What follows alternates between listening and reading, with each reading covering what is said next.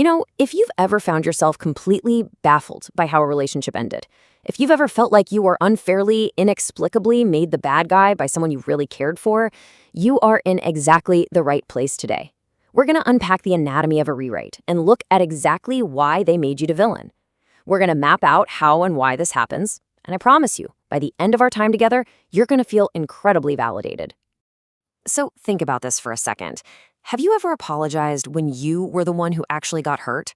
It's such a painfully relatable experience, right? You're standing in the shower at midnight, totally exhausted, overthinking a conversation where somehow, incredibly, you ended up apologizing for their hurtful behavior.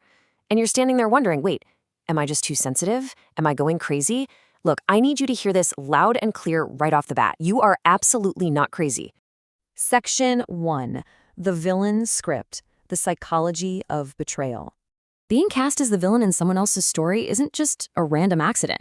It's not a simple misunderstanding. It's actually a highly deliberate psychological phenomenon, and it's all driven by cognitive dissonance.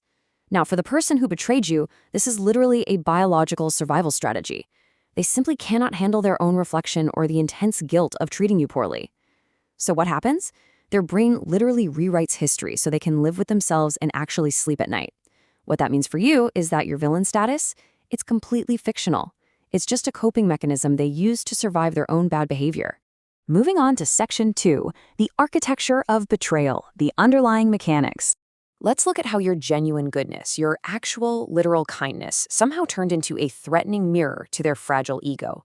It actually follows a pretty predictable evolutionary arc.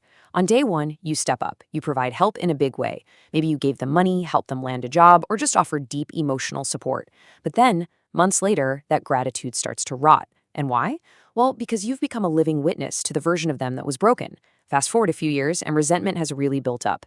Every time they look at you, they see proof that they needed you. So in the present day, history gets rewritten. Honestly, their ego would rather burn the entire bridge down to the ground than remember they ever needed your help to build it in the first place.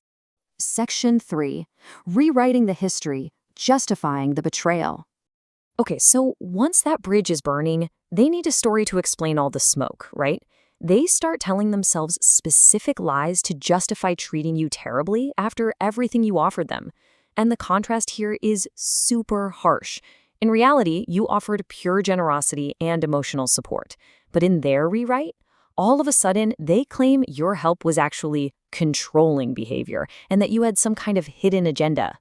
And the absolute most terrifying part of this isn't even that they're lying to you. It's that they actually start to believe their own false narrative. It becomes the exact excuse they need to justify ghosting you or trashing your name behind your back. Section 4. The courtroom debate, questioning your reality. To keep this false narrative alive, they have to keep you off balance. They deploy a very specific psychological arsenal during arguments to put you permanently on the defensive. Instead of just apologizing, they start questioning your reaction. They turn your completely valid feelings into literal crimes. They'll even weaponize your past mistakes, like things you apologized for years ago, and throw them right back at you.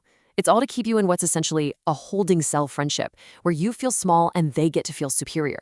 Exposing these tactics is absolutely crucial, because this is exactly how they avoid accountability. They turn every single interaction into a courtroom debate where you constantly have to prove your pain is real. If you've ever been in this situation, I can practically guarantee you've heard this exact line. I can't believe you're mad about this. It's not that serious. Wow. This is a classic gaslighting phrase. By saying this, they're actively making you doubt your own memory and your own perfectly normal emotional response. Because if they can make you doubt yourself, they maintain total control over the truth. Section 5. Your defense strategy. Actionable boundaries.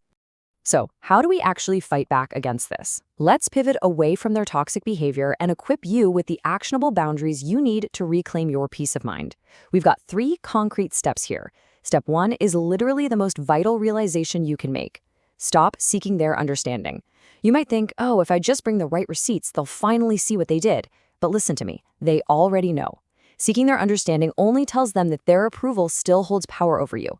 Step 2 is keeping your own record, and step 3 is the clean exit. Let's really unpack those next 2 steps. For step 2, you need to keep a private record. Just jotting down facts in a journal or, the Notes app on your phone is incredibly powerful. It acts as a shield against that slow erosion of your truth. And the best part? You don't ever have to show it to them. But when you write down what happened, exactly when it happened, and how it made you feel, their gaslighting suddenly has absolutely nowhere to land. And then there's step 3, the clean exit. I want you to memorize this exact script. I'm not going to keep engaging with this conversation while it's happening this way. Just say that out loud and then walk away in self-respect.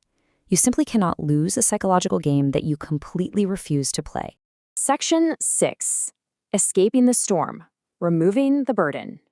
We really need to reframe this entire painful ordeal to completely remove that emotional burden from your shoulders, because it never belonged there in the first place. I really want you to let this sink in. The villain label is a reflection of their character, not a verdict on your worth. The betrayer's behavior was never actually about you. It was about an internal war they were fighting with themselves. You were simply a mirror they couldn't stand to look into. I want you to remember this phrase: they were already raining before you ever got there, you just happened to be standing outside. I absolutely love this metaphor. I really want to encourage you today to put down the heavy weight of someone else's storm, stop trying to catch their rain, and start living for yourself. If you've found some clarity in this explainer today, please take a quick second to subscribe and join our community. We're a group of people choosing clarity over confusion. And hey, I'd love for you to drop a comment below saying, "I choose respect." I want you to publicly commit to choosing your own self-respect, because I personally want to know you're finally taking your peace back. I'll leave you with this final provocative thought. Are you ready to stop playing a character in their fiction and finally walk away? You were never too sensitive. And you were never the problem. So empower yourself, enforce those boundaries, and protect your reality. Take care of yourself, and I'll see you in the next explainer.